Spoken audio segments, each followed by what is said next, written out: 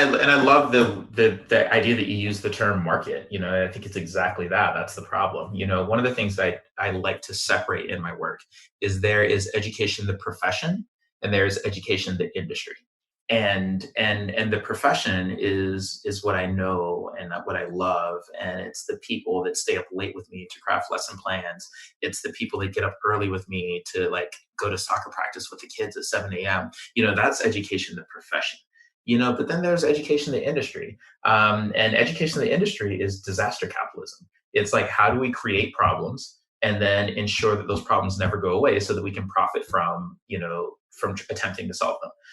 So it's this idea that when we create standardized tests that are culturally biased and ill-suited to measuring a kid's true worth as a human, when we create these tests, we are creating a class of people who will fail them. And when we create a class of people who will fail them, we get to profit off of all the materials. And so it goes back to this idea that there's the money is never in the cure, the money is in treatment.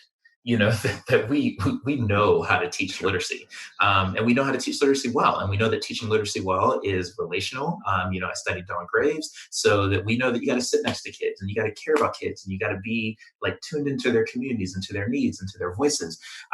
We know that, and we can do that for every kid. We put people on the moon.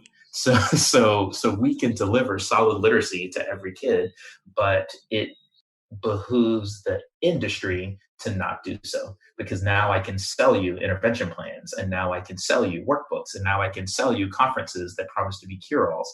And so absolutely, I am in love with education, and I have serious, serious, serious misgivings about education industry.